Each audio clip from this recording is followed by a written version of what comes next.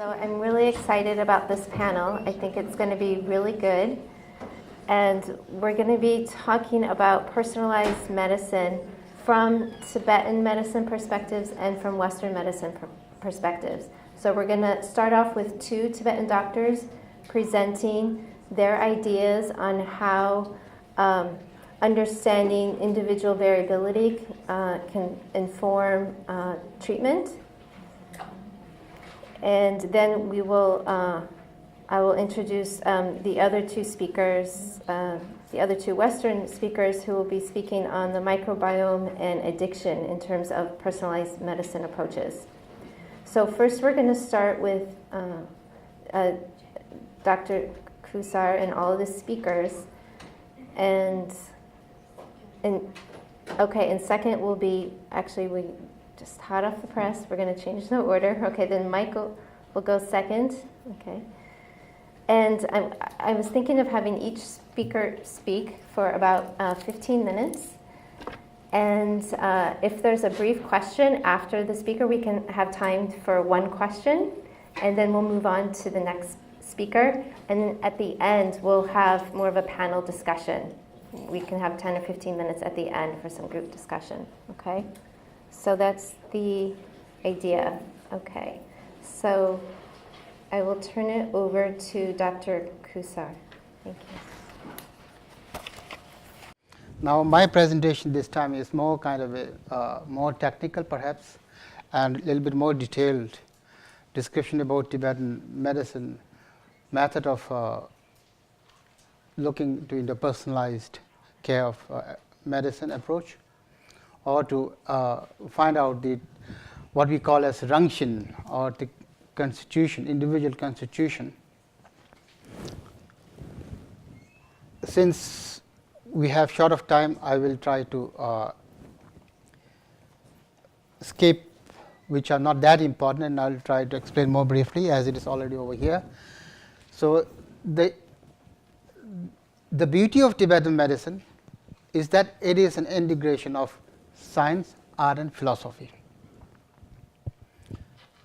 It's a science because it is based on a very logistic framework and foundation.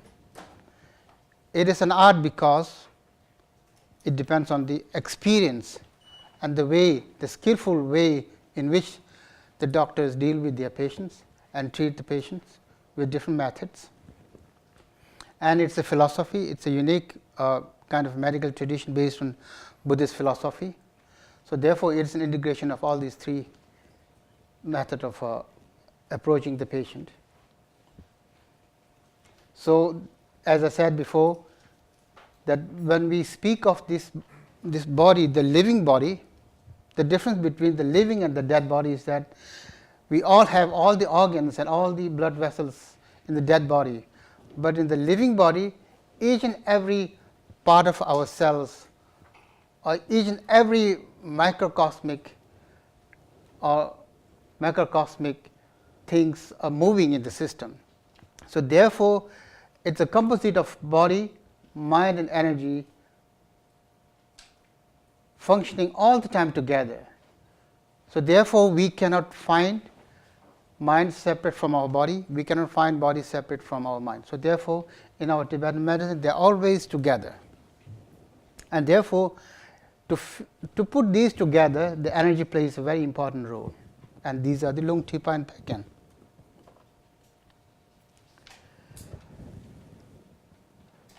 And as we already know that there is a close connection between our mankind, our environment. There is a constant flow of exchange of our energy in a very microcosmic as well as a microcosmic level between our living and the non-living things in our environment. Now, when we consider of the objective of learning Tibetan medicine, there are 4 basic objectives of learning Tibetan medicine: to maintain a healthy lifestyle and healthy life through various preventative measures. That means in Tibetan medicine, individual person or the patient is more important than the doctor, than the medicine, or than the medical assistant, whether we call this as nurses or whoever they are. The doctors, the medicine and the assistants are the secondary, whereas the patient himself is the primary. So, therefore, one of the major objective of Tibetan medicine is to learning Tibetan medicine is to lead a healthy life, and of course, then the next is to cure a diseased people. And then of course, why we learn medicine, why we learn different healing approaches, to live a long life. And then one of the special feature of becoming a Tibetan doctor or practicing a Tibetan medicine is to practice Dharma. And of course, for this life we can achieve prosperity, but more than that we can accomplish happiness or the ultimate bliss if we devote and dedicate ourselves throughout our life with all the altruistic attitude and action. So, therefore, the medical classical text Gyushi obviously is taught for the patient, the doctors to train, but the main aims and objective of teaching the Gyushi or learning Gyushi is for the doctor himself, by treating altruistically to the patient and attaining a optimal bliss or the Buddhahood. That is the main objective of learning and practicing all kinds of medicine. So, in this particular case it is the Tibetan medicine. And now we already know that these 5 great elements are composite and they are the basic unit of everything in our life. And then in our physical body we always discuss about these principles, these 3 nyepas and nyepasum, or we can call this as a bioenergy theory, which you already know from this morning. And then the lung and the air principle, Tipa, the fire principles, the Pekin, the water and earth principle. Now, this is important. We call these as Rangshin. When we approach a patient, we first has to know the Rangshin, which we have filled this out this morning and try to find out who am I, right? So, in Tibetan medicine we call this as Rangshin. So, therefore, it depends on the predominance of 5 elements and their quality in the sperm and ovum. So, that is the basic physical unit of our body, but that is not sufficient for individual constitution. And right from the beginning there is a provocative emotion at that very time of the union of sperm and the ovum, and then the past karmic action of that individual spring and the past karmic relation with the parents, and then the diet and lifestyle habit of the mother during pregnancy. So, diet and lifestyle changes our genetic function right from the beginning, and then the grooming of the child, and then the environmental influence in one's lifetime. Environmental influences could be many things, but mostly when you put that into together, it is the diet and the lifestyle. Without food we cannot live, and we indulge in all kinds of physical, mental and verbal lifestyles, and we have all kinds of behavior that we like to do. So, these will change, these will make us individual, these makes us individual. So, that is what the reason I said is that our body, mind and energy functions together. We in Tibetan medicine we call the term called Sok. Sok is the life energy, the energy that keeps our body and mind functioning, and we call there is a term called Tse, that is the span, lifespan, the time that is allotted for you, and that is the time where our body and mind interact in a harmonious way. When they interact in a harmonious way, we have this Tse, the span, the period. So, therefore, Rangshin or individual constitution is good to find yourself in a healthy condition as well as an unhealthy condition. In a healthy condition, it is good to helpful for us to be healthy, that means to prevent all kinds of disharmonies. So, therefore, we are identified into various subgroups based on phenotypic characters like appearance, temperament and habits, and it is also useful in predicting our individual susceptibility to a particular kinds of disease, whether it is a stressful related disorder or whether it is a autoimmune disorders or whether it is any kind of a simple digestive disorders. And it's based on that we can give different kinds of prognosis, and is helpful for us to for a selection of different kinds of therapies. Now, why it is important? First of all, each and every one of us is different, that is obvious, right. We all sit together over here and we all know that we are all different, right. We all have a different names, we all look different, we all wear different kinds of clothes, we have different choices. So, each and every one of us is different, and therefore, it is helpful for the prevention as well as the cure of a disease. An individual patient is more important for success of treatment, as I said before. And in our Tibetan medicine practice, we have the experience that as soon as we know how to connect with the patient, when you make a connection, you can make a magical treatment. I had the experience since 1987 in doing a research as well as treating a patient. In several occasions, I successfully treated a patient suffering from stroke,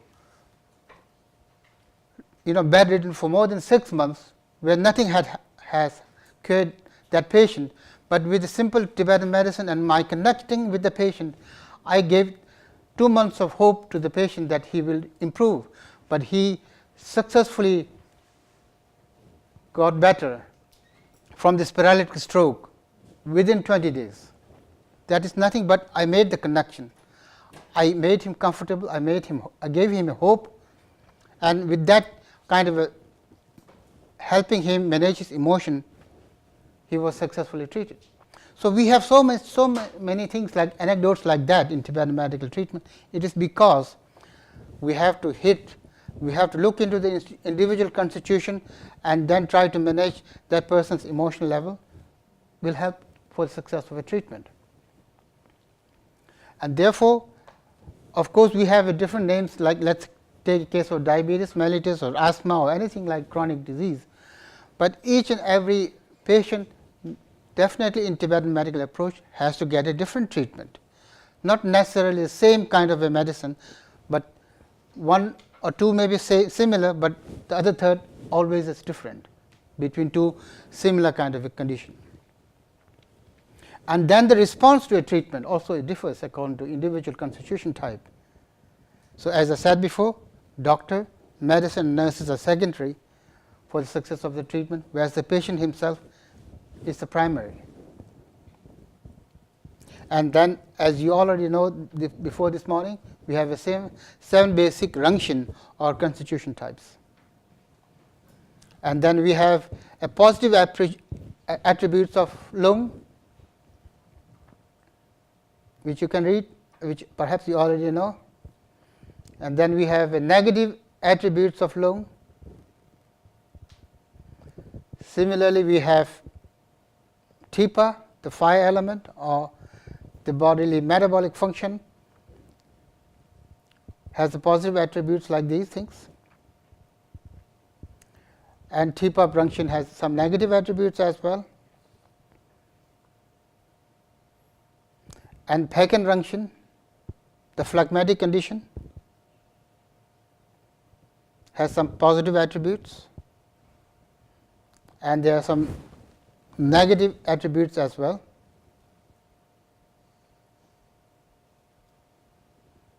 So, now most important here is assessment of our body, the individual body in health and disease. In terms of healthy condition, we can just analyze the body type, like what you got this morning, to find out yourself. And when we come to a treatment, approach, then we have to analyze Nyapa.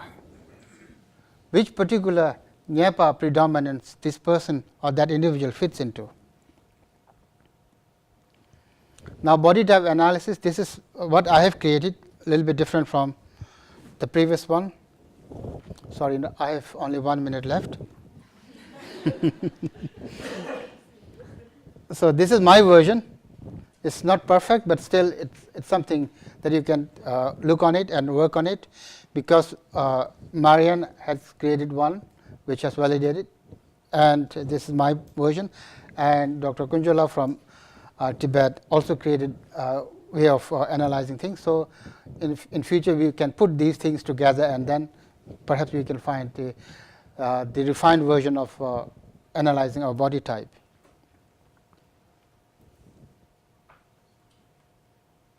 Okay.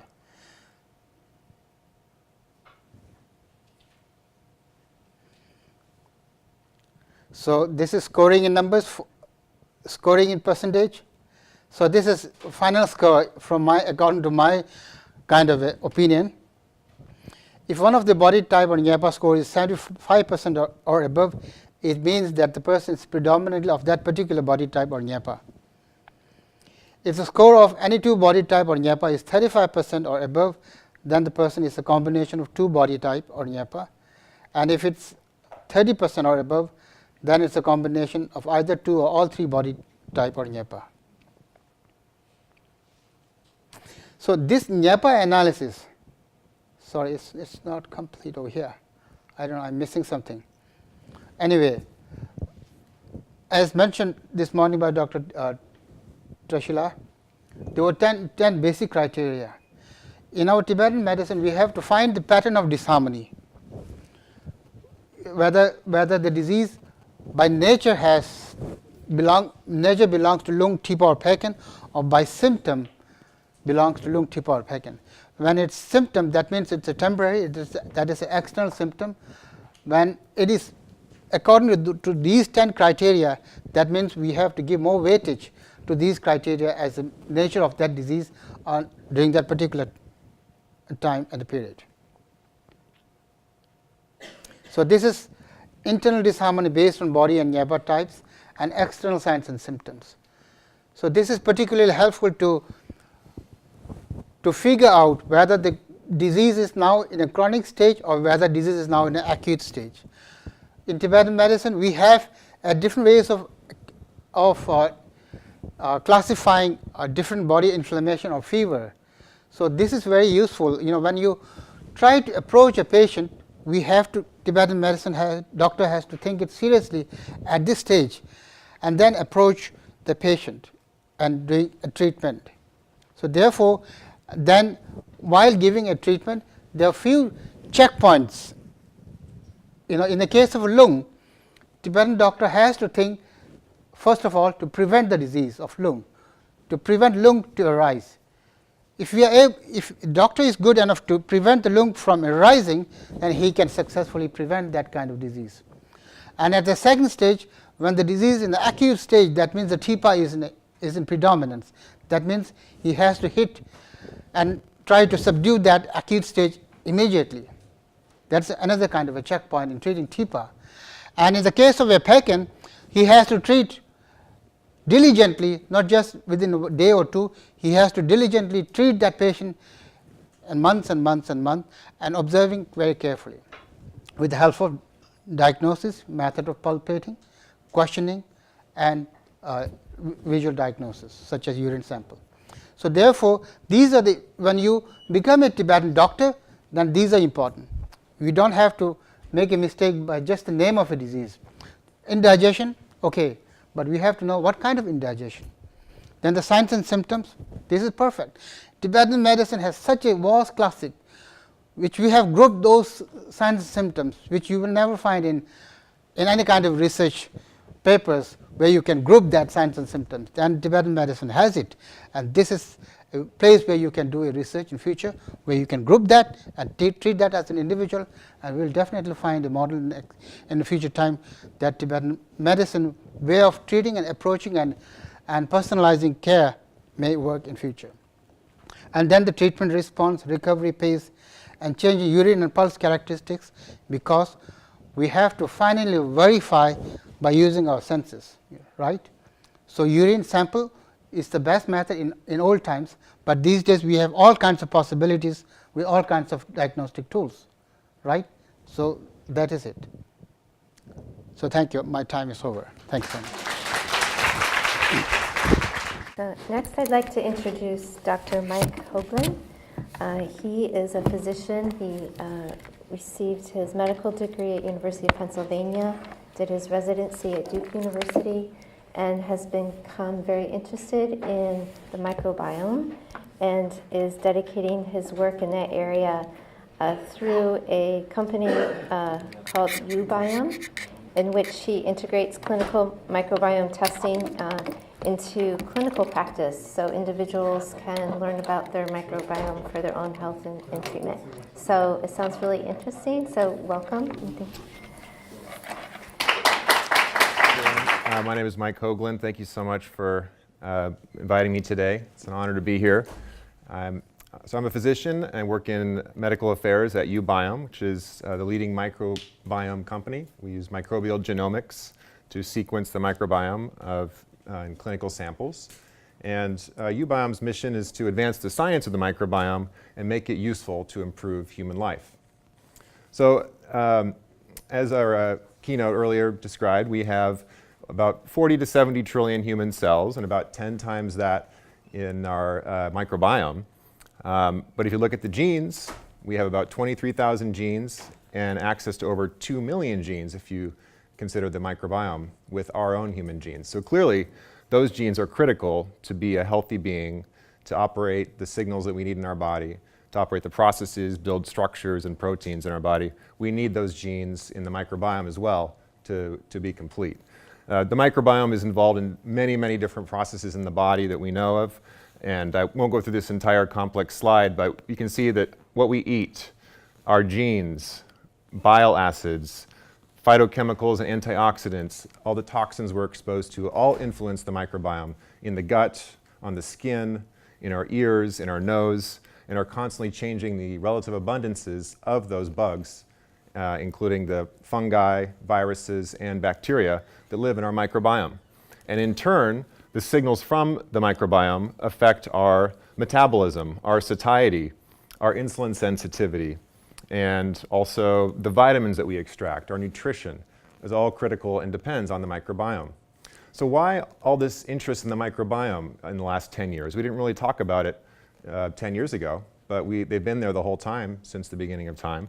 So in 2008, there was the Human Microbiome Project. You all probably heard of the Human Genome Project. Well, there was also an NIH Human Microbiome Project which set out to basically sequence the healthy human microbiome. And they did that for over 200 subjects and to define what a healthy microbiome should look like. And then 8 years later, there was the National Microbiome Initiative by the White House, which basically allowed companies to use science to discover healthcare applications of the microbiome, to see how we could use it to actually help patients. And Ubiome was founded in 2012, and so we were lucky to be part of the National Microbiome Initiative as well, which led to lots of interesting studies. For example, this fecal transplant study where a set of twins, one was obese, one was lean, had a fecal transplant taken from each and then placed into an identical mouse. And that mouse was fed identical diets in each case. And they found that when they transplanted the microbiome from the human to the mouse had the phenotype of the human, despite eating the exact same diet. So the obese twins' microbiome placed into a mouse had an obese mouse, and the lean twins' microbiome placed into an identical mouse, genetically identical mouse, fed the same diet, was lean. So it was pretty fascinating, and also to learn that the diet can change the microbiome and the phenotype of the cells of the GI tract as well. So a healthy, balanced diet, which basically means there was lots of fiber, there was low in inflammatory foods such as refined sugars, was able to produce lots of butyrate producers, which produce healthy short-chain fatty acids. It had a healthy anti-inflammatory response, healthy T regulator regulation, basically means healthy immunity, and adequate mucin maintenance. The mucin, or the protective layer where the microbiome lives on top of those gut cells, is critical to preventing anything from seeping through the gut cells and into the bloodstream.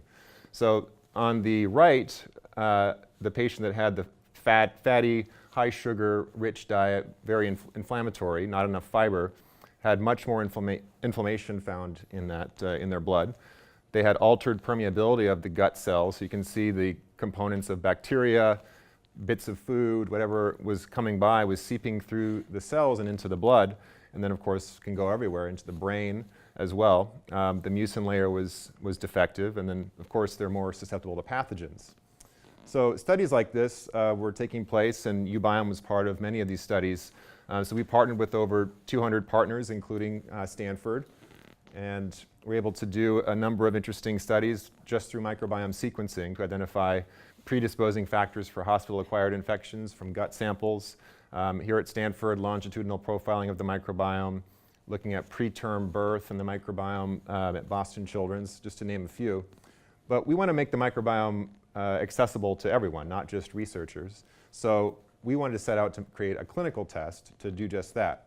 So we took 1,000 of the healthy people in our database to create healthy reference ranges. This is basically just showing that we found the ranges of healthy levels of bacteria for every species that we could identify in the human microbiome, and created a healthy reference range so we could have a lab test. And then we created some lab tests. So on the left, we have wellness products called Explorer that anyone can order without a clinician. And that allows you to have your microbiome sequenced, and we can tell you how your diet may be affecting your microbiome over time. Are your probiotics that you're taking working at all? And what's the functional profile of your microbiome? So it might tell you some interesting tweaks you can make in your lifestyle. And then for clinicians of all types, we have Smart Gut and Smart Jane, which is the gut microbiome and the vaginal microbiome. And these must be ordered by providers, and they must be interpreted by providers as well. But they also include patients in the interpretation to some degree. This identifies a little bit more. It can do bacteria, viruses, fungi, yeast, and other microorganisms. And it uses precision sequencing, which is a little bit more in-depth because it uses something called metagenomics to identify. So to show you kind of some of the patient tools that they can access looking at their microbiome over time, you can see it gives you a timeline if you test multiple times how your relative abundances of the various genus and species change over time. So if you make a change in your diet, you start a new supplement, you start fasting, you can see how your microbiome changes at that time point. For example, here this patient started taking probiotics at this time and tested only 4 days later and found that her lactobacillus abundance increased 33% in just 4 days. And there's other fun stories you can run your microbiome through, such as mood, weight, or your tendency to lose weight depending on your microbiome fingerprint. Are you able to extract vitamins properly? All things that we can tell just by the fingerprint of your microbiome. And then there's other fun predictors, like we can tell if you drink caffeine or not by looking at the microbiome fingerprint as well. And some people will say, well, I don't drink caffeine, but it says that I do. And sometimes we find out that people are having sources of caffeine they didn't even realize they were consuming. So how does it work? The provider orders the test, and then they either hand it out or the clinician has it sent to the patient's home. The patient has the sample obtained at home. It's just a tiny stool sample just from the toilet paper. For the vaginal sample, it's just a vaginal self-swab. That's sent through the mail in a buffer solution that preserves it so that it can be sent and mailed to the lab. And then we receive it, we run it through PCR and some automated processes to process the sample. And in about less than 2 weeks, you'll get a report, the doctor will get a report, and I'll show just a little bit of how that looks. This is a Smart Gut, which is the gut microbiome test.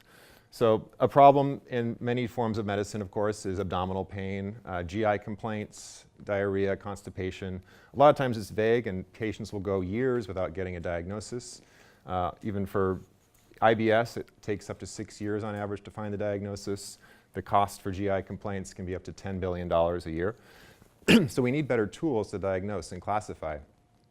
So with Smart Gut, the clinician will get a report showing, of course, your diversity first. In the gut, you want high diversity to be able to respond to different perturbations in the gut.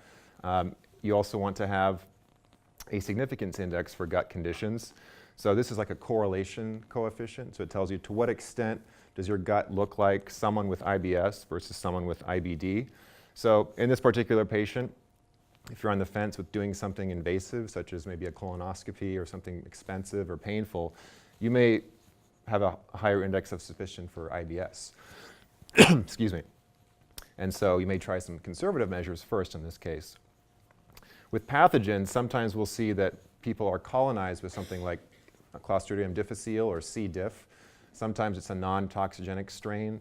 So we don't detect the toxin, we detect the DNA of the organism. And if it's positive, that patient may be having IBS-like symptoms until that C. diff is treated, and then their symptoms will go away. We're actually publishing some case reports about that very issue.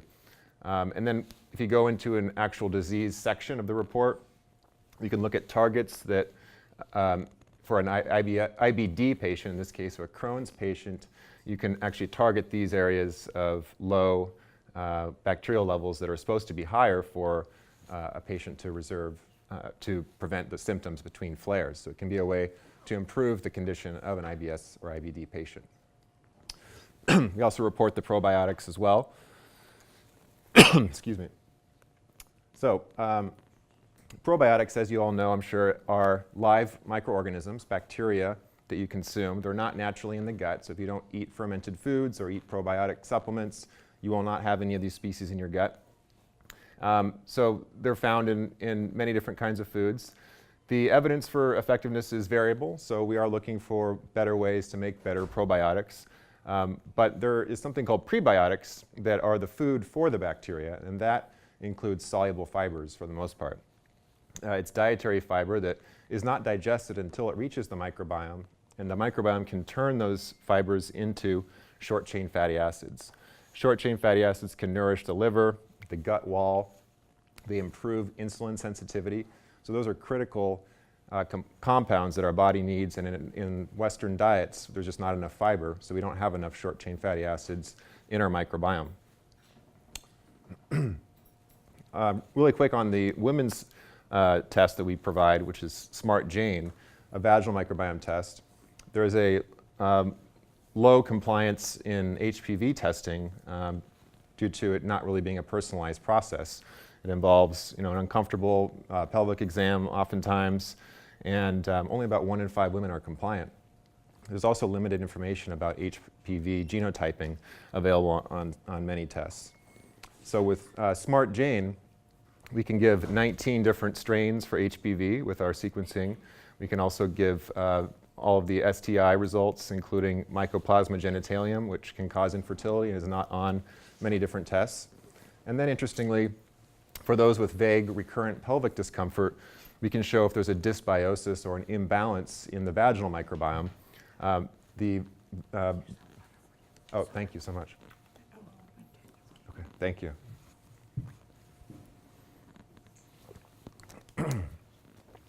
The vaginal microbiome, unlike the gut, does not like to be diverse. It wants to have low diversity, lactobacillus.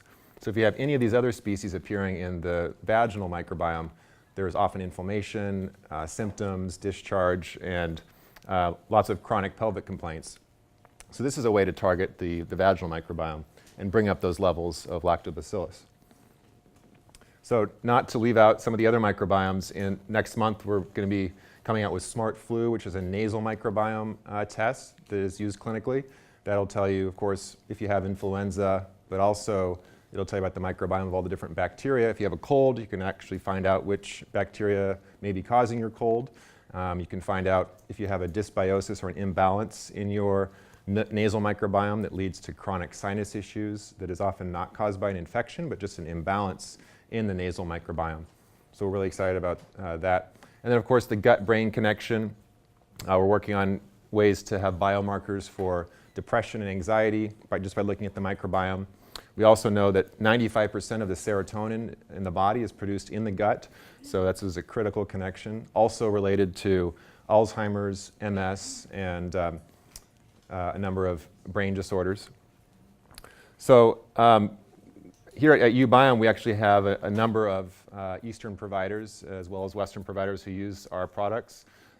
We have a number of licensed acupuncturists, Chinese medicine providers, chiropractors, and then plenty of allopathic physicians in many different specialties who use the at-home test to enhance their practice, improve their doctor-patient relationship, help with decision-making. And we're also inviting research ideas from all providers, both Eastern and Western. We actually have we're doing a study with a Chinese medicine provider right now to look at how his herbal preparation changes the microbiome over time.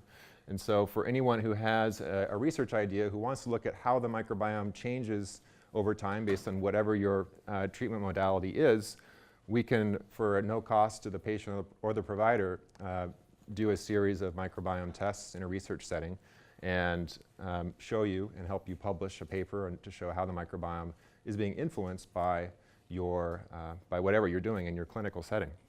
It can be a drug, it can be a meditation, it can be a diet change, and that's something we're really excited about. So that's challenge.ubiome.com, and you can submit any idea for the next couple of months.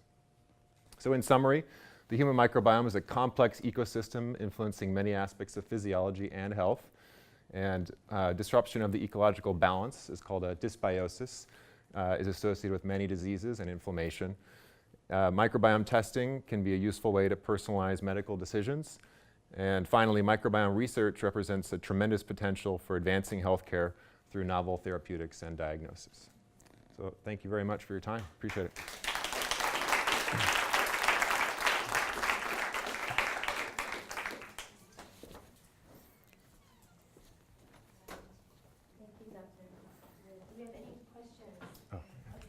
Sorry about that.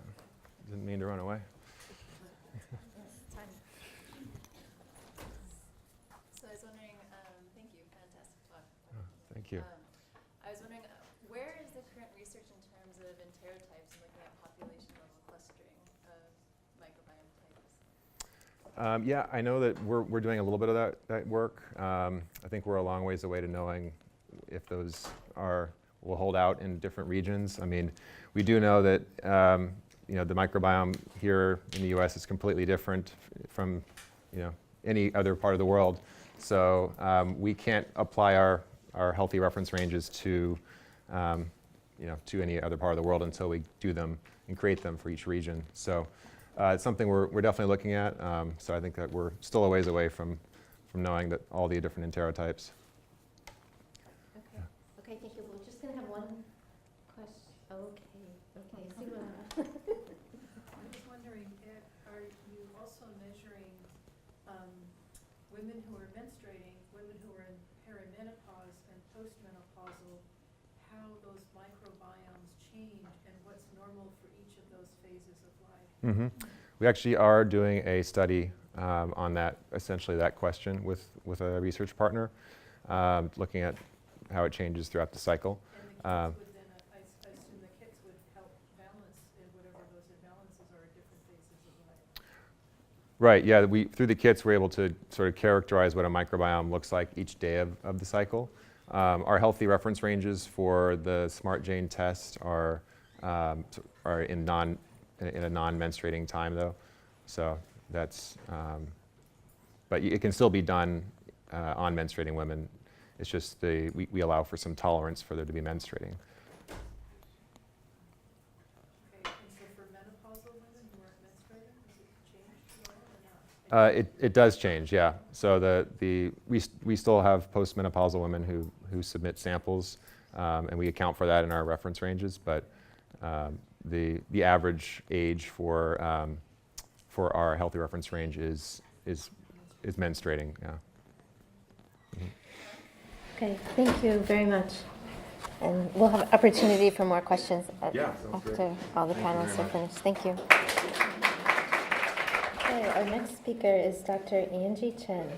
Dr. Chen is a professor here at Stanford Medical School. She is specializing in addiction medicine and chemical dependency, providing such services in primary care. She received her MD from the University of California at Davis and completed her psychiatric residency internship at the California Pacific Medical Center in San Francisco. So thank you very much and welcome, Dr. Chen. Yes.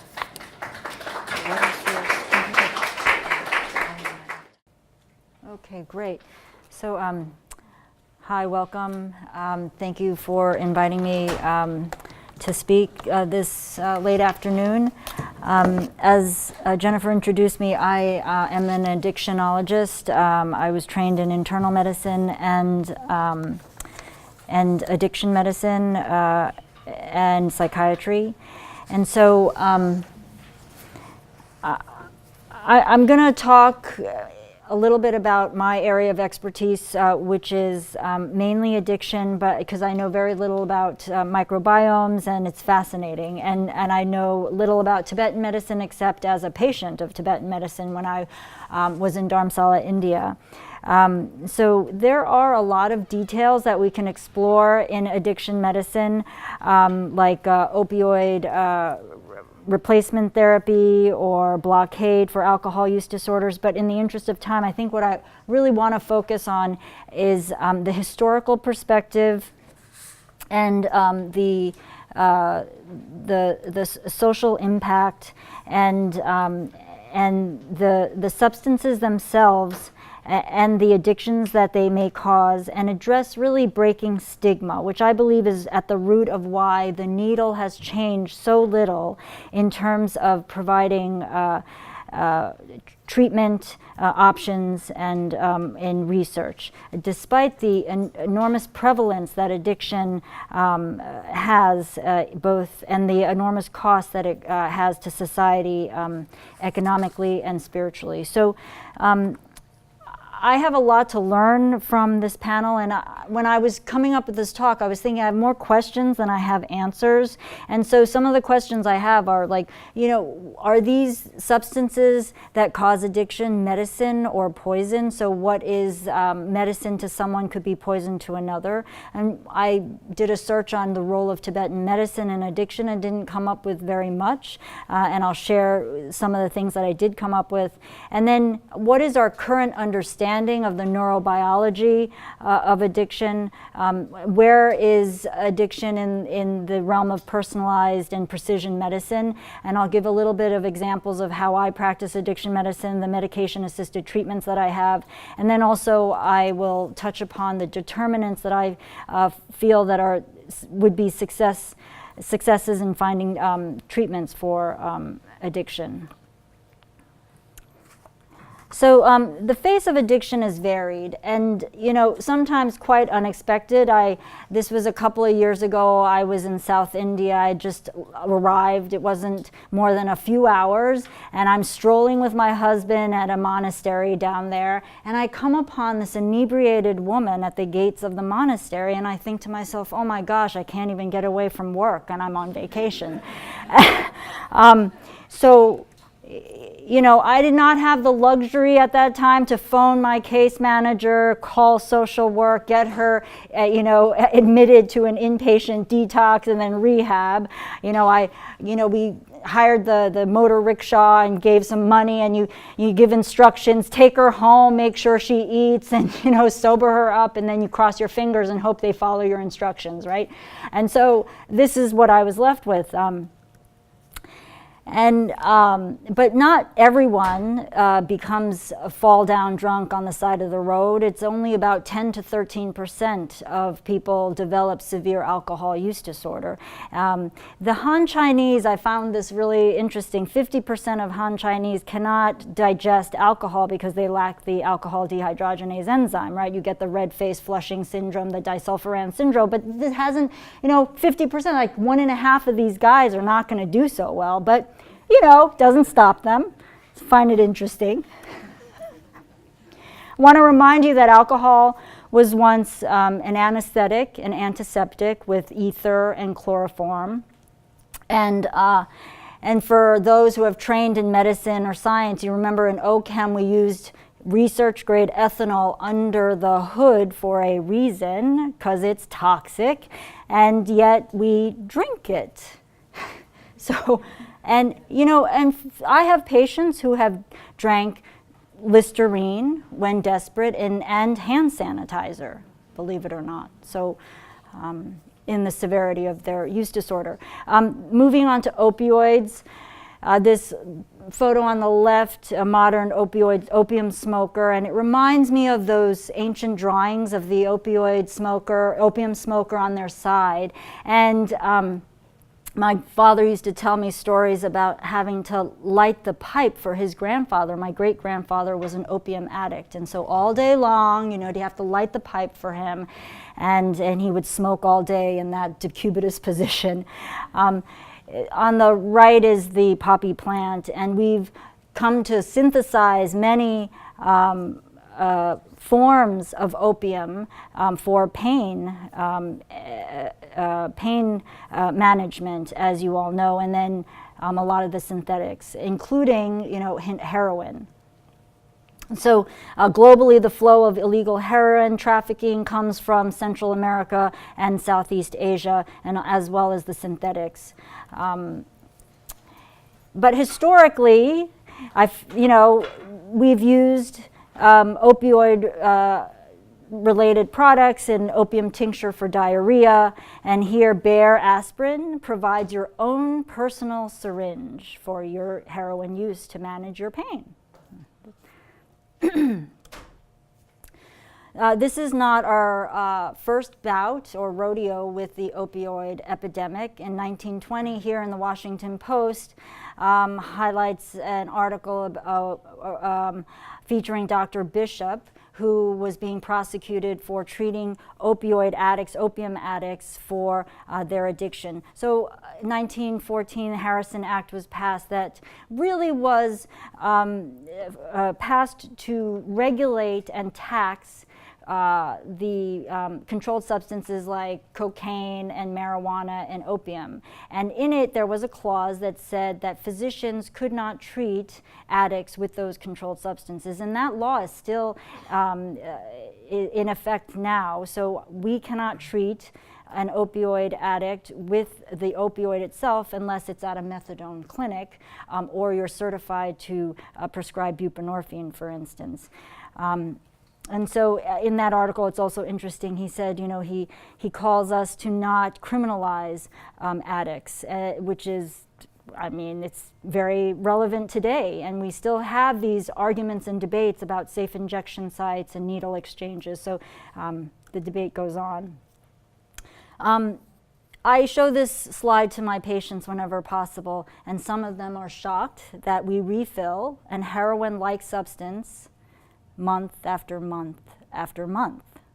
And hydrocodone, similar compound, and oxycodone the same. And we all know the tragic consequences of this constant exposure. Moving on to shifting to cannabis, and historically it's been used over 4,000 years, it's in the literature. Moving from China, and there's documentation of use in Tibet.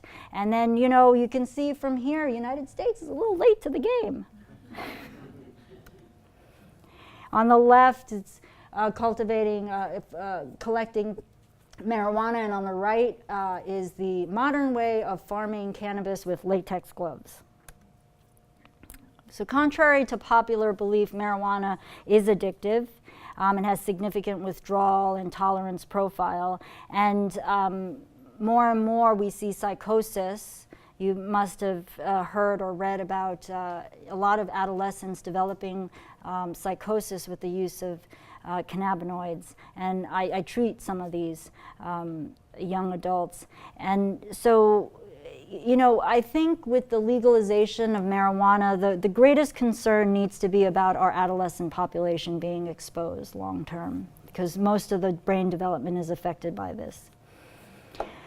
So methamphetamine use disorder is still rampant. It's a huge problem, but has lost some of the limelight to the opioid epidemic.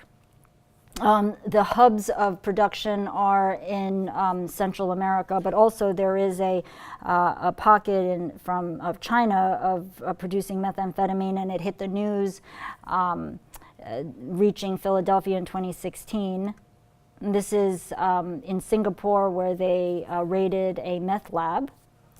And this is confiscation of methamphetamine in China. And so I just wanted to point out, on the left-hand side is crystal meth. It causes considerable addiction. And then on the right-hand side is Adderall. So you have something that is poisonous, and then on the other hand can get someone through school and success. And really, this is the difference, a moiety, a methyl group, between Adderall and methamphetamine. The use of cocaine has been around for centuries in indigenous South America. The leaves are chewed and made in teas. And then at the end of the 1800s, you can get your little cocaine tooth drops for pain in your teeth. And this is what we think of, though, when we think of cocaine use. I want to talk a little bit about ketamine. Ketamine, this is of concern because ketamine is now being used more and more to replace opioids in the emergency rooms. And now also there are these boutiques that are promising a solution to OCD, anxiety, substance use by doing ketamine infusion. So all of these little boutique ketamine infusion clinics are cropping up, and there's a huge ketamine addiction problem in Hong Kong and in Taiwan. So it's being overused and misused now by young adults. But let's not forget the most addictive substance, and that's tobacco use. That kills 500,000 people, directly or indirectly, every year. And when I did a search on Tibetan medicine and addiction, this is what I came up with, which is such a sign of the times: internet addiction. Internet addiction, not just amongst adults, but amongst middle school children in Tibet and China. A lot of the literature is on acupuncture treating withdrawal symptoms. So how do we define addiction? Can someone out in the audience just give me a one-sentence definition of addiction? Just throw it out there. Yeah. You know that the behavior is harming you, yet you do it anyway. Sure, great, that's part of it. So this is what we've come up with, that it is a brain disease, a primary brain disease of reward, motivation, and memory. And it's relapsing and remitting, so very much like multiple sclerosis. So if you're lucky, you're in remission lifelong, but more often than not, you will have flares of using and then abstinence. It's a biopsychosocial spiritual disease. It's also a disease of lack of community, a detachment or a loss of oneself and a sense of connection with others. And this is part of the using, and not, using anyway, the compulsion to use. Even knowing that it'll cause you harm, you still use. So that's part of that definition. It's a loss of control. And it is a constant state of low hedonic tone. You're just feeling crappy all the time, and then you're trying to avoid the dysphoria of withdrawal. And this is a busy slide of the parts of the brain that are affected by addiction. It's the reward in the thalamic nuclei, nucleus accumbens, and in withdrawal in the amygdala, and cravings in the frontal lobe. And this is the abridged version that I like to use, which is, binge, craving, and withdrawal, very simply. So patients always tell me, doc, I'm not really, I don't look forward to, getting high so much as I'm trying to avoid not feeling, feeling badly. And so this is a figure of how we can think of addiction, where in the non-addicted brain, the little red dot or ball is sufficient, the chocolate cake, the beautiful sunset. But for the addicted person, you need more to get the same effect. And then when you don't use, you have the withdrawal. And then in order to avoid the withdrawal, you have to balance it with more and more of the substance. So what are the vulnerabilities that contribute to addiction? It's half genetics and half environmental. And what I did was I put microbiomes But after your talk, I'm not quite sure where to put it. Is it, part of the genetics or part of the environmental contributions? We do know that adverse childhood events like trauma, abuse, really contribute to the vulnerabilities, but it doesn't necessarily mean that if you are exposed, you will become addicted, but it does have a huge role. And of course, exposure to the substance itself. So a lot of people say that just through their habit of having a drink every evening, they've developed a problem. So in 2010, NIH made this announcement in New England Journal that said, we were going to fund personalized precision medicine based on all this genetic information that we've gathered. And interestingly enough, most of the agents were oncological. And then 7 years later, Kranzler et al. In Addiction came out with a paper that says, hey, what does oncology have that addiction doesn't? And he came up, and I'm going to spend just a little bit of time on his paper, or their paper, and they make 2 points. But the first is the opening of that paper makes the admission that so much of Western medicine is this one-size-fits-all kind of approach.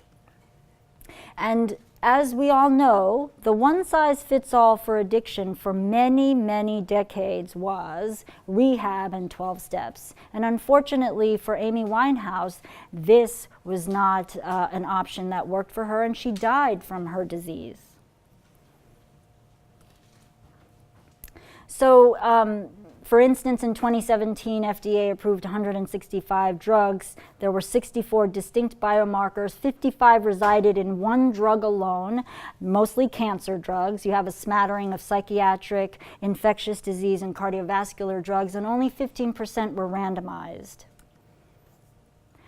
Many of the drug studies study how the drug flows through the body, what it does when it enters the body, and how it leaves, because that's a lot easier to measure and study.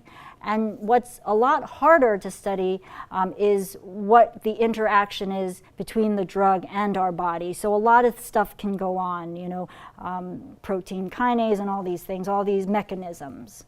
And it's even more complex and harder to measure in addiction because, part of it is that when those when you're suffering from addiction, you may not adhere to taking the medication, or you take it differently. And then what's more important is that in addiction treatment, we use a lot of psychosocial treatments. And how do you measure that and its efficacy in the body, right? So we throw the kitchen sink for addiction treatment. We've got equine therapy, music therapy, a little acupuncture, sweat lodge, a little 12-step, refuge recovery, psychotherapy, individual therapy, CBT, DBT. What is working?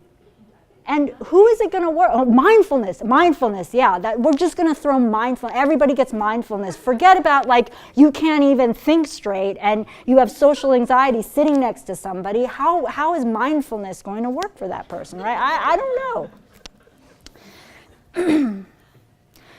A lot of addiction research has small samples, eclectic criterias for inclusion-exclusion.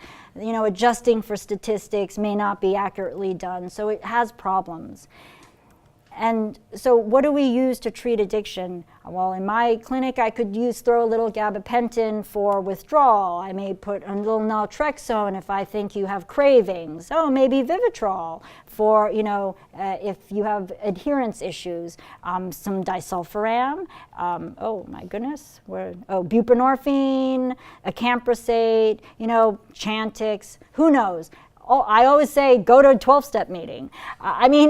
It's really the art of medicine and really inexact. So it would be nice to have precision medicine. What we do have a lot more data. The success that we have in addiction treatment is for cigarette smoking, and we know about rapid metabolizers and slow metabolizers, and we can match the medication with the metabolism. But it's not ready for prime time. Does anybody know anybody who's gotten genetic testing for their smoking cessation. So it's too expensive, and it hasn't looked at gender and race. So the determinants of success in precision medicine, what Kranzler says is that what oncology has that other sciences don't is tissue. Like, you can study tissue. For addiction, this is the most we have, neuroimaging. To get brain sampling, usually the person is dead. This is our limitation. And the second limitation is funding, money. And we look at where funding comes for cancer and cardiovascular disease, and where funding comes for addiction. Addiction, the largest society that is non-governmental is AA and NA. A bunch of anonymous people, right? Where you can only contribute $3,000 per person. So how are you going to get funding there? And then governmentally, 17%, $85 billion spent on cancer research. And I find this interesting when 33%, a third of all cancer-related deaths are related to alcohol and tobacco. Yeah, exactly. Oh, sorry. Oh my God, I have 1 more minute. I better talk fast. So a third for oncology. And then, back here. I wanted to show this one. Leading causes of cancer. Okay, if we're going to sink money into cancer, okay, 80% of lung cancer, tobacco. 28% cardiovascular death, tobacco. 15% of breast cancer, alcohol related. Hep C, IV drug use, causes liver cancer. And liver cancer is on the rise when all other cancers are declining. And then the cost to society. Look at the cost for cancer and cardiovascular disease and how much we spend on the addictions. So these are the barriers to change. I really do think that it's the lack of education, lack of awareness, and the shame and stigma that's around it. So we're all in hiding from it. No, we don't talk about it. And having a seat at the table so that there's true parity in resources and, of course, funding. And if we could find out about precision medicine, how it could be used, what I would like to know is prediction of vulnerabilities. If I give you an opioid, are you likely to become addicted or use it safely? Can you drink safely given your genetic loading? I'd like to know that, because if we could predict that, I think we could save many, many lives. So I want to end with the face of recovery. This is the same woman that I met at the gates of the monastery. And had I just met her this way, I would have no idea how she suffers.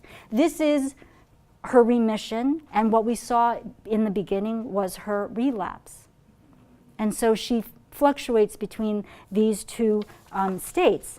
And I really think that we need to destigmatize addiction, because it is not only an economic burden to us, but it's a spiritual loss. When we see someone die from addiction, it is what we suffer is the demoralization of a preventable death.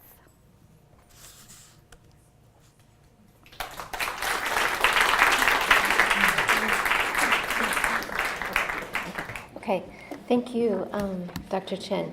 So in the interest of time, I think we're going to proceed to the next speaker. I'd like to introduce Dr. Tawni Tidwell, and I think I could give a presentation just on everything that she's accomplished this far in her life. She is the first Westerner to be completely trained in traditional Tibetan medicine alongside Tibetan students, Tibetan teachers in the Tibetan language in Tibet. And she, as well as she is trained at the Mensikang and Dharmasala. After doing that, she went to Emory University to work towards her Ph.D. in medical anthropology, in which she was studying Tibetan medical conceptions of cancer. And she's currently in Austria at the Austrian Academy of Sciences, part of a research project there looking at the globalization and spread of Tibetan medicine. So I'm really pleased to welcome Dr. Tawni Tidwell, and I'm looking forward to her thoughts on this topic and wrapping things up. Thank you. Thank you to Gyan Kalsana and Dr. Erica Wyrick for inviting me. Can you guys, am I on? Yeah? Okay, great. And thank you so much for the previous presentation. So I see myself more as an integrator from the previous presentations, particularly because through these various symposiums, we've been talking a lot about how can these different intellectual traditions interact, relate, and develop research collaborations that allow for a discourse to occur. So what I'd like to do in this presentation is just to look at what are some of the theoretical models for us to have that discourse and some of the tools. So it might look quite basic from both the Western perspective and the Tibetan perspective, but in order to distill it into some of its basic forms, I'd like to then show where these interconnections come from. So what I'll be looking at is building on Namgyal Qusar's presentation on the theoretical foundations of constitutions and the imbalanced states of the Nyebas, and looking at the logic and applications of biomarkers, right? And looking at how biomarkers in the Western clinical sense and the comparative human biological sense can intersect with our understanding of Tibetan medical diagnostics from the Buddhist logic perspective. And then how those can be used to then have a relationship that allows for us to do research together, to have a dialogue, and to look at how does one disease map into the other system, how do different diagnostics relate. And so I was going to use some from the microbiome to use as a case study, but I think that Dr. Hoaglin did a great job of presenting that, so I won't have to go too far into that, and hopefully we can use some of the discussion in the panel discussion section for that. We can also talk about cancer default networks in the central nervous system, as well as the HPA axis as some case studies if we'd like during the discussion. So during this time, I'll just be looking at some of the synergies and tensions and looking at a framework through the epistemic models. So first, looking in terms of what is a biomarker? What are we actually looking at? So we're taking a context. This could be the physiology of the person, right? And we're looking at the processes. These could be normal functioning physiologies. They could be pathologies. And they could also be how does the pharmacology or a therapeutic intervention actually mobilize in the body, and what are those outcomes? So biomarker intersects into this process with, say, a point in time, or say an array that looks at this physiology through a characteristic. So a biomarker is defined as a characteristic that is objectively measured and evaluated as an indicator of the normal biological processes, the pathogenic processes, or the pharmacologic responses to therapeutic intervention. And here I just want to highlight that on the Western side, right, we're looking at objective measure. We're looking at an external observer that's accessing in here, and this is important for the Tibetan medical context. So if we're looking at blood glucose and we're looking at diabetes, which is fundamentally dysregulation of glucose as a disorder, and we're looking at the context of diet and lifestyle and, say, the BMI of that person, various dietary and medicinal inputs, and then how does that glucose regulation look, right? And so we're accessing that through the biomarker of blood glucose. But this is a momentary glimpse into the maintenance, the management of blood glucose over the course of time, right? Over weeks, over months. And we want to know how is that patient actually regulating glucose over time. And so a better biomarker would be looking at glycated hemoglobin, right? That looks at the past 3 months of that patient's regulation of blood glucose over time. It is also implicated then in the pathogenesis, right, because it implicates more blood viscosity, it's actually implicated in inflammation, so it's giving us a sense of a wider perspective on that physiology.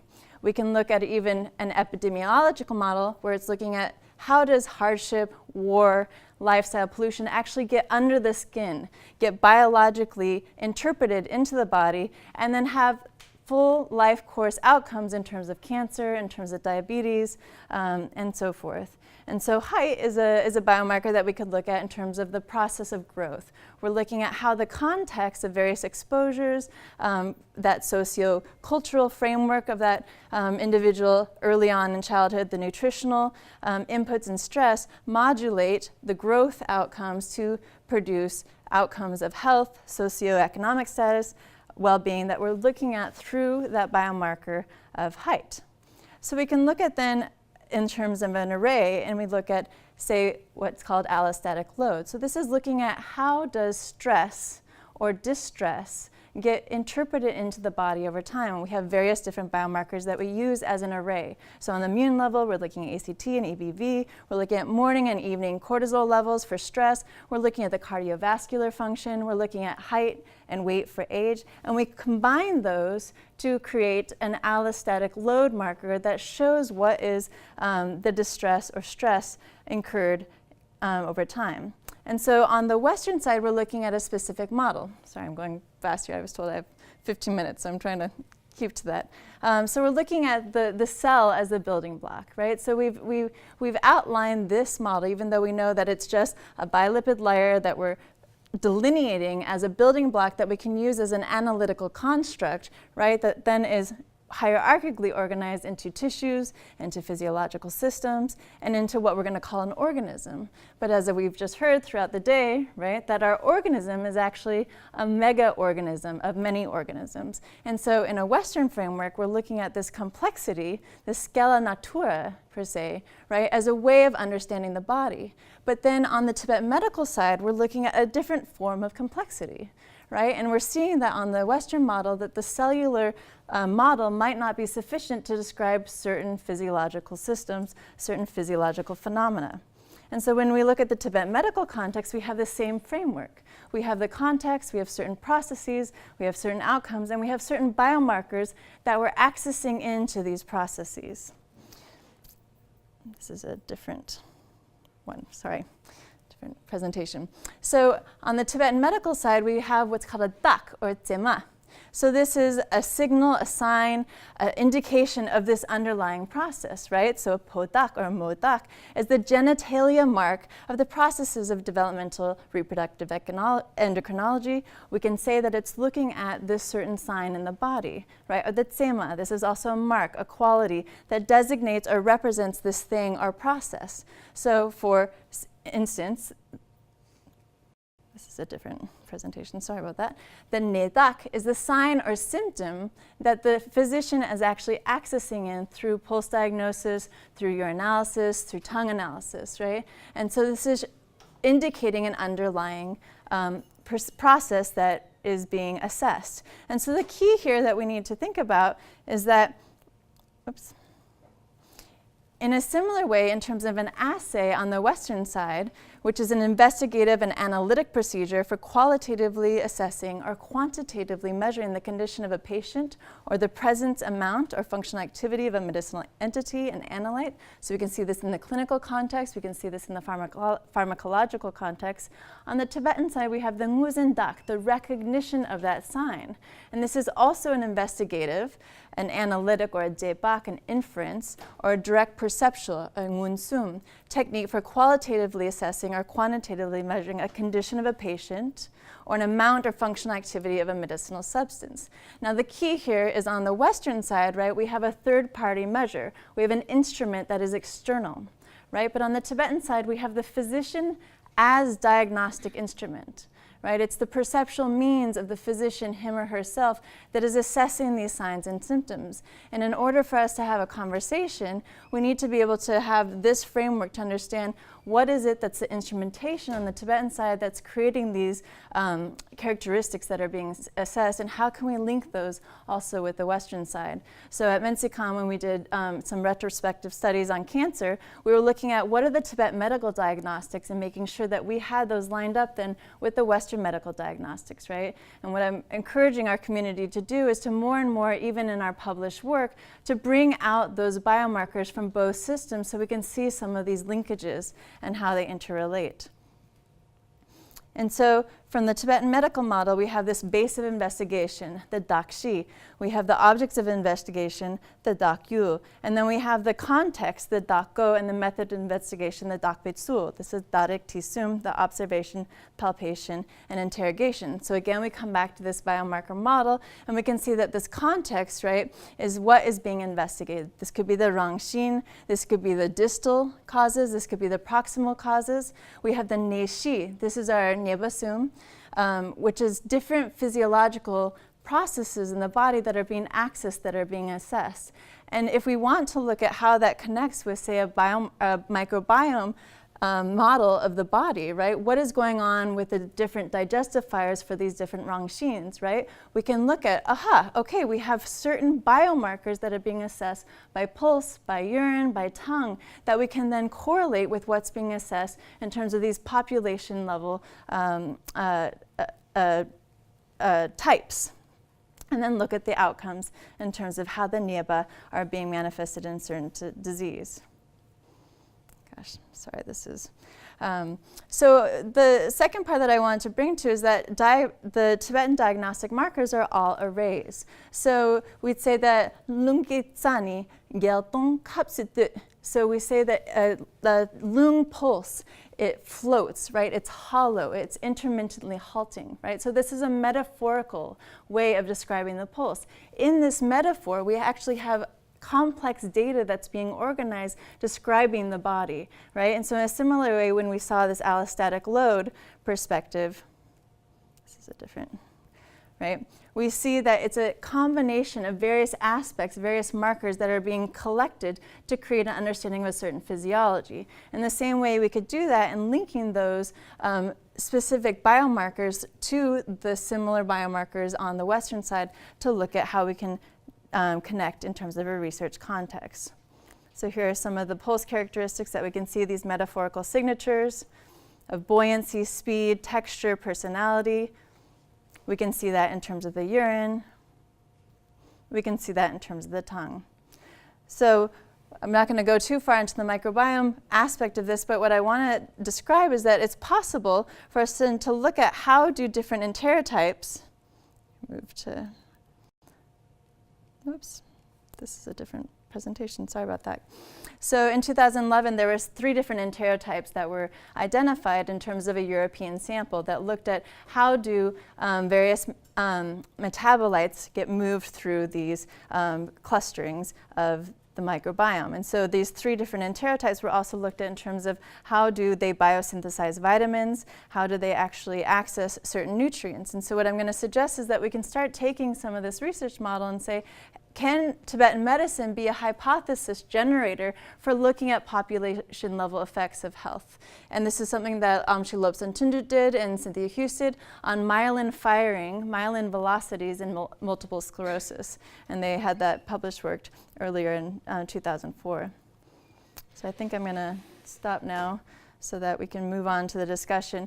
But I just want to highlight that when we're looking at a lot of these research collaborations, we want to look at what are the assumptions of the certain medical tradition, how are we able to connect those? And from the Tibetan medical side, when we have a diagnostic that's really focused on the physician as a diagnostic instrument, bringing them to the table in terms of allowing those biomarkers to be in discussion and discourse with the Western biomarkers as well.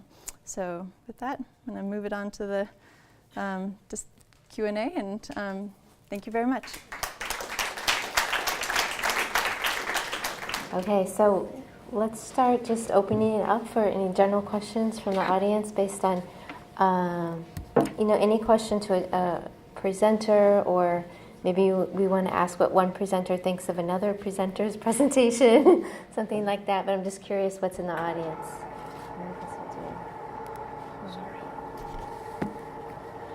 Let's see. Okay, yes. So I guess I'm wondering about how sort of the connection between the topics that were chosen. What, after everybody's heard about it, what connections are seeming important to you?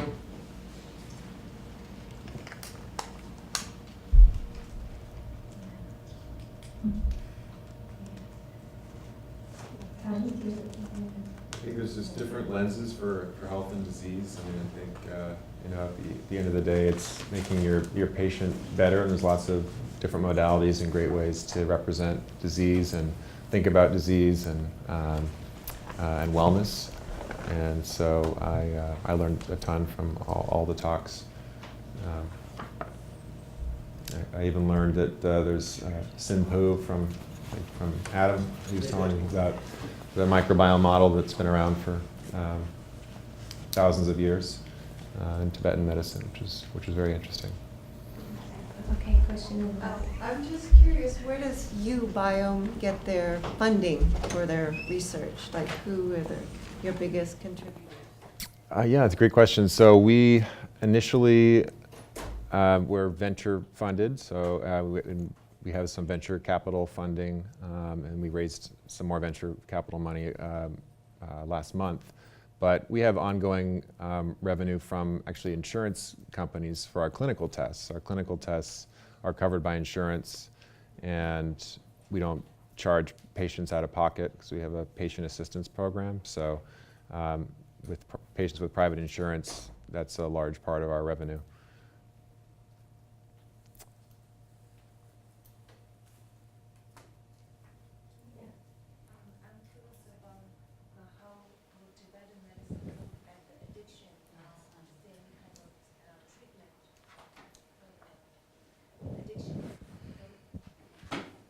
Yes, it's actually a difficult case because that is a behavioral disorder.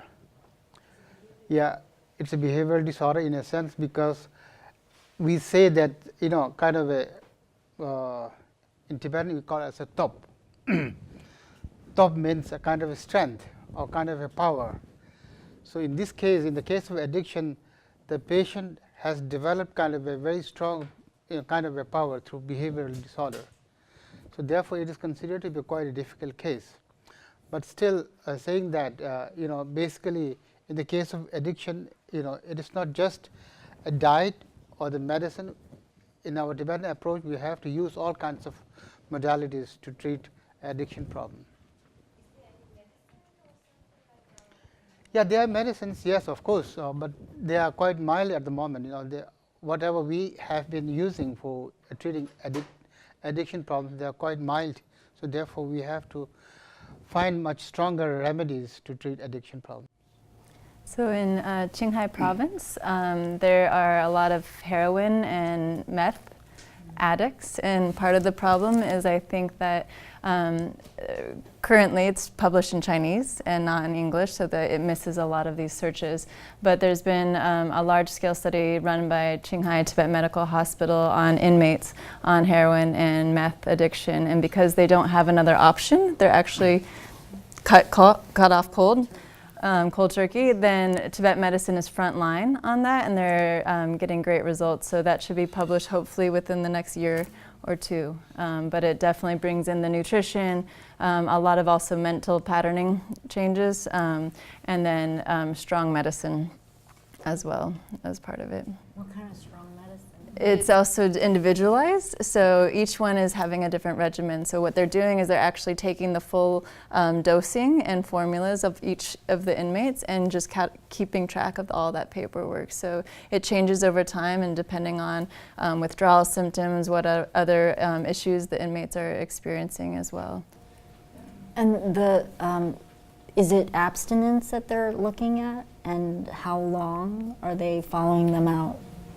So because they're inmates, they have no ability to access. They're all prisoners, yeah. And they'll remain that way, or once they get out, when that structure is Right. gone. So are we accounting for that structure? Because, so a lot of studies in the West that like naltrexone in the inmate population and the physician population does really, really well. We're finding it translates into the community at large, but it did very, very well because it's basically a hostage, right? You have this external thing, right? So that has to be calculated into the success of the treatment because they can't get their stuff. Right. But once you let them out, I'm curious to know the efficacy of the medicine. So it's my impression that these inmates are not getting out anytime soon. So it's an interesting population to be doing this study on. Yeah. In my kind of experience in my private practice, I receive patients who voluntarily wants to quit, all kinds of these addictions. So once they are ready to change themselves, then I give some Tibetan medicines. Plus, I integrate with the acupuncture therapy, and it seems working. Once they're ready, it's really working. Yeah, they're able to give up just with the Tibetan medicine. Oh, That's wow. it. Yeah. I do wonder if we'll come up with a biomarker of some sort for addiction, because we do have a ADHD, which is a dopaminergic dysfunction. We know there's a microbiome signature for that, for autism. So perhaps there may be some, because dopamine is highly involved in that process to some degree. So we may find a microbiome signature for addiction to manipulate as well. Okay, question in the back. Just on the topic of psychiatric disorders, I was wondering how Tibetan medicine views other disorders such as bipolar disorder or schizophrenia. Yeah, basically all of these are lung disorder. In the case of schizophrenia, it's really a severe case of lung disorder where all other kinds of lung energies, whether it's the life-sustaining lung energies or other five aspects, they're involved. And especially in the case of schizophrenia, it is a pervasive lung disorder and life-sustaining lung disorder. So this is quite a difficult case to treat and to deal with the Tibetan medicine, because the doctor really has to work well together, must know the patient so well. So just giving Tibetan herbal medicine won't be enough to treat a schizophrenic condition.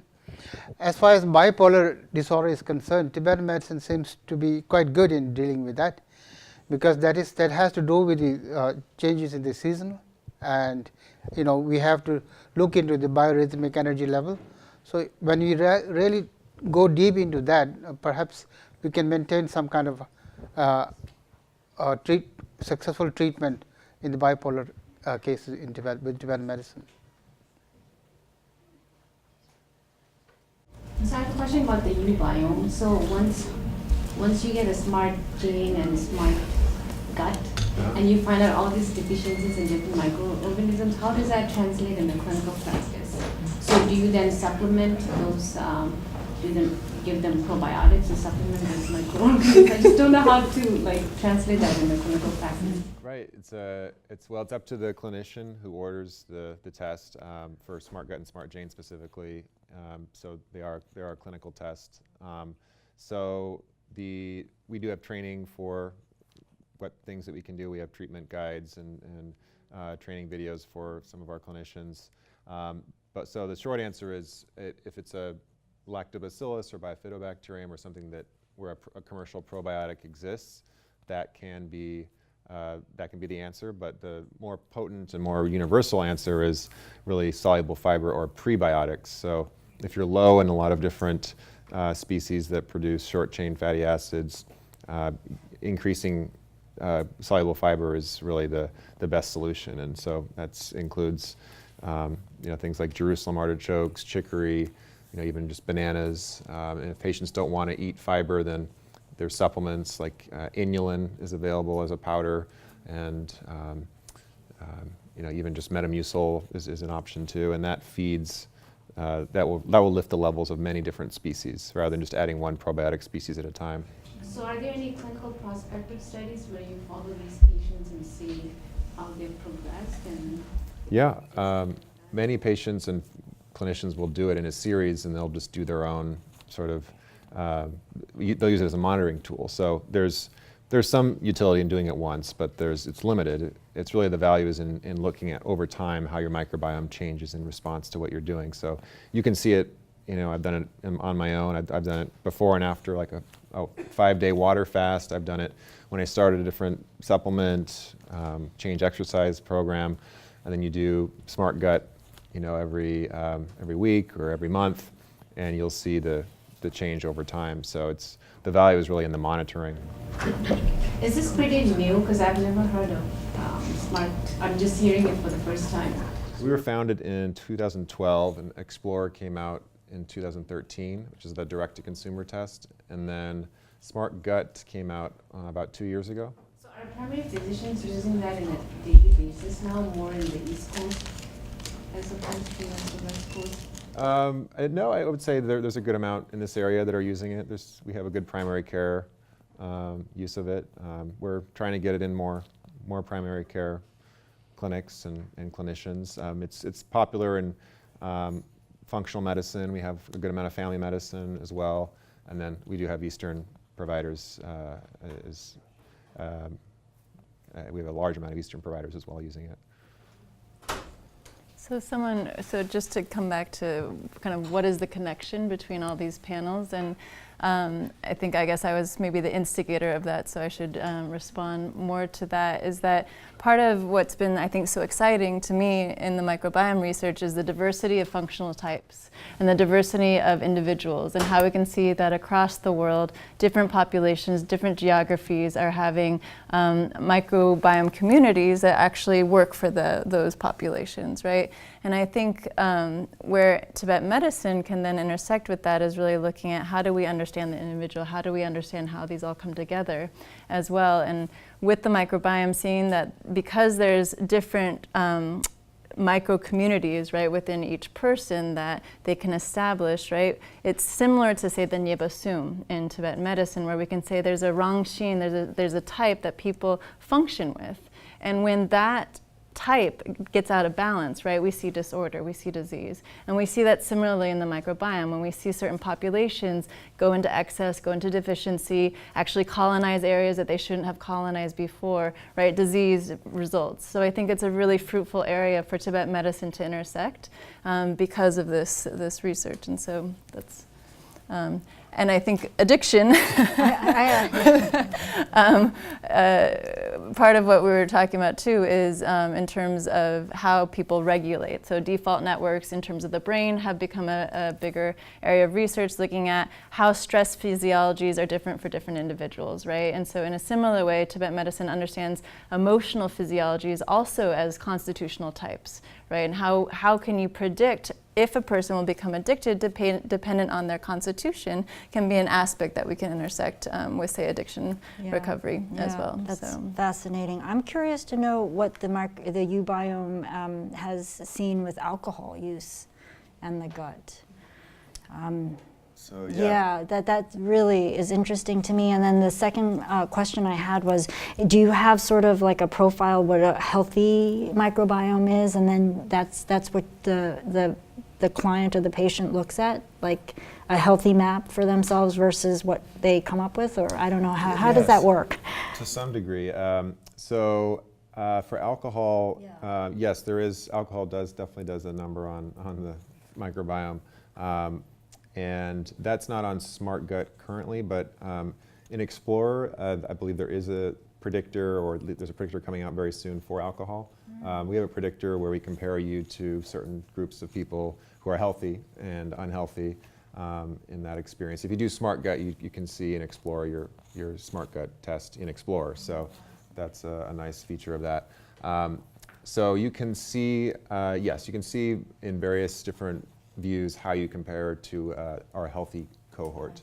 Are you into what percent? To what extent do you resemble a healthy person? Like we have we use artificial sweeteners. We can detect that.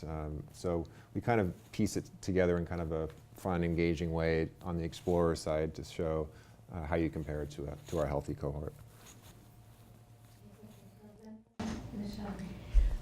I'm curious about if the biome research is looking into the mass marketing of probiotics and the rise of SIBO infections, and how that's becoming sort of the new, first it was like the gluten, and then it was the this, and then it was the that, and Tibetan medicine can look at an individualized digestive system and sort of say you need to avoid these foods and increase these, and very often patients come into my clinic with like the giant box of supplements, and I'm like basically throwing them all out because they can't absorb them. And so I'm just wondering, because I'm seeing so many people saying, oh, the naturopath says I have SIBO, and I'm thinking, well, so where's your research in looking at the over-the-counter use of self-medicating probiotically?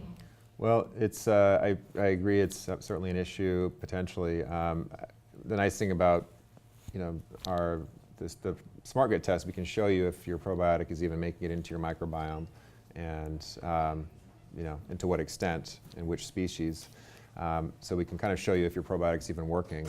In terms of SIBO, the small intestine is very difficult to sample, and so the large intestine microbiome, which is essentially what we're looking at, is can be representative of SIBO. So you can see an overgrowth to some degree in the in smart gut, but yeah, you have to get a small intestine sample to really, or a breath test to see what's really going on in the small intestine, and that test has its limitations as well. But so we are looking at many different probiotics in terms of research.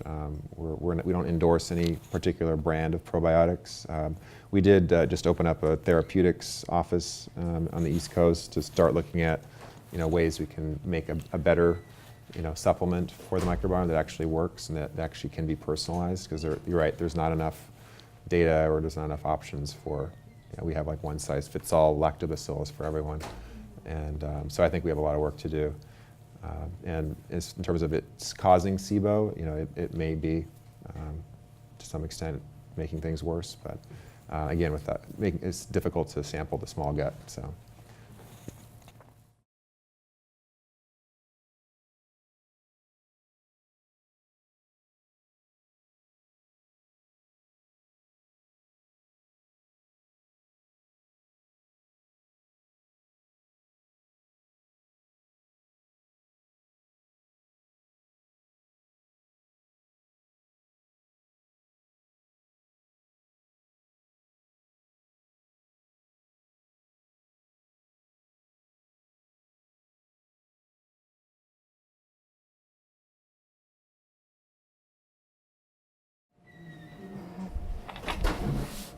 Okay.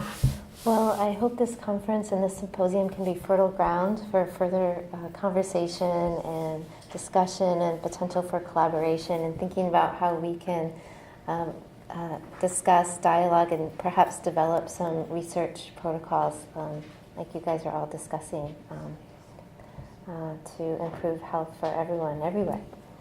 So I want to thank the panelists, and I want to thank you all for your attention and staying later.